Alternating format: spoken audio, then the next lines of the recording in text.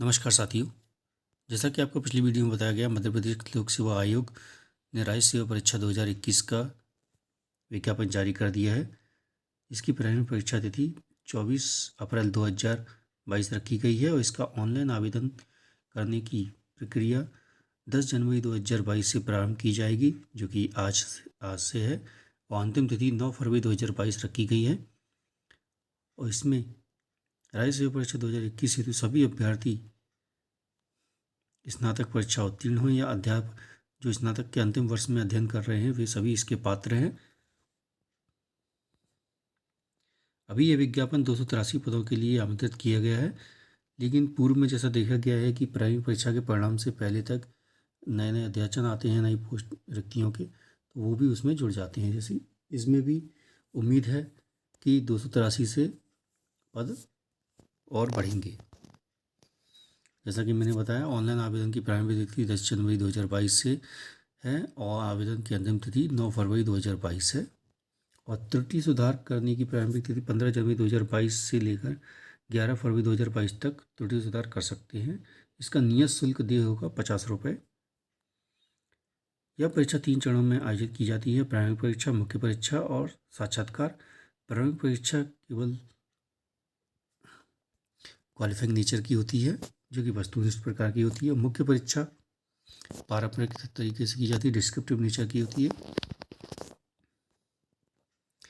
प्रारंभिक परीक्षा के प्रस्तावित शहर निम्नवार हैं। शहरों परीक्षा केंद्र के आवंटन के संदर्भ में आवश्यक सूचना: जो पता आप फॉर्म में भरेंगे उसी के अनुसार आपका केंद्र आवंटित किया जाएगा उसी जिले में।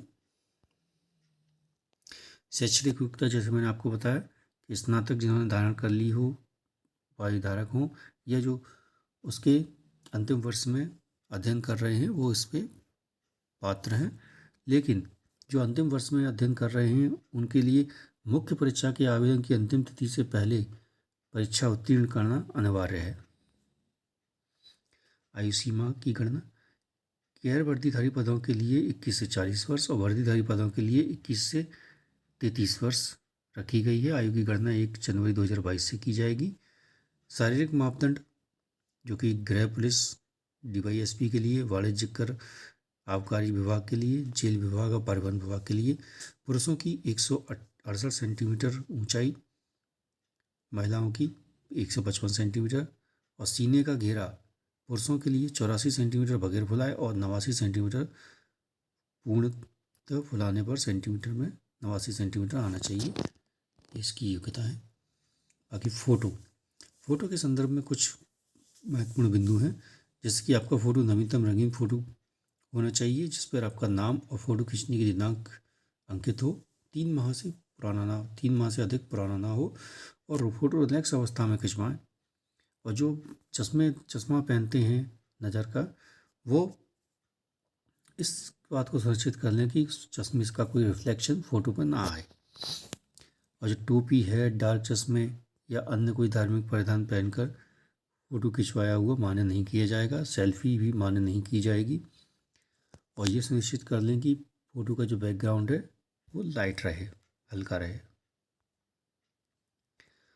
ऑनलाइन और आवेदन शुल्क रहेगा इसमें: अनुसूचित जाति, अनुसूचित जनजाति और अनुसूचित अन्य पिछड़ा वर्ग और दिव्यांगजनों के लिए 250 रुपये, और शेष सभी श्रेणियों के लिए और मध्य प्रदेश के बाहर के निवासियों के लिए 500 रुपये रहेगा।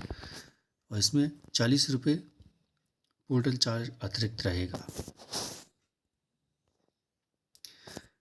इसी के साथ में मध्य प्रदेश ने राज्य वन सेवा की परीक्षा के लिए भी आवेदन आमंत्रित करते हैं। इससे केवल वही छात्र भर सकते हैं जिन्होंने विज्ञान संकाय से विज्ञान विषयों में स्नातक की हो। और इसमें जो पद दिए गए हैं वो सहायक वन संरक्षक, वन क्षेत्रपाल, परियोजना क्षेत्रपाल। इसमें कुल रिक्तियाँ 63 हैं।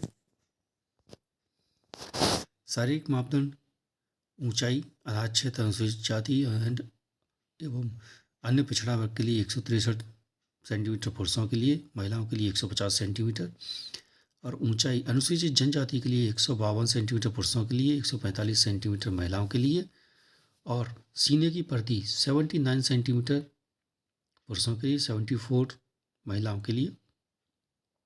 न्यूनतम विस्तार 5 सेंटीमीटर है महिला पुरुष दोनों के लिए। पूर्ण विस्तारित सीना 84 सेंटीमीटर पुरुषों के लिए, 79 सेंटीमीटर महिलाओं के लिए। शारीरिक क्षमता परीक्षण 4 घंटे पैदल चलना 25 किलोमीटर पुरुषों के लिए रखा गया है। और महिलाओं हेतु सहायक वन संरक्षक हेतु 14 किलोमीटर और वन क्षेत्रफल और परियोजना क्षेत्रफल हेतु 16 किलोमीटर रखा गया है। आयु की गणना, आयु सीमा इसमें दी गई है। सहायक वन संरक्षक हेतु 21 से 40 वर्ष और वन क्षेत्रपाल और परियोजना क्षेत्रपाल हेतु 21 से 33 वर्ष। आयु की गणना वही 1 जनवरी 2022 से की जाएगी।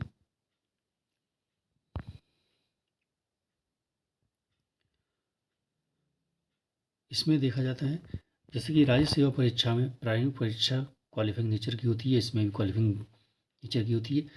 जबकि इसमें ये अंतर है कि इसमें प्रथम प्रश्न पत्र और द्वितीय प्रश्न पत्र दोनों के अंक जोड़कर ही आपका मुख्य परीक्षा के लिए चयन किया जाएगा, चयन सूची जारी की जाएगी जो 20 गुना रहेगी। यानी कि 20 गुना छात्रों को मुख्य परीक्षा के लिए आमंत्रित किया जाएगा और उसका मूल्यांकन प्रथम और द्वितीय दोनों प्रश्न पत्रों के अंक जोड़कर किया जाएगा। धन्यवाद।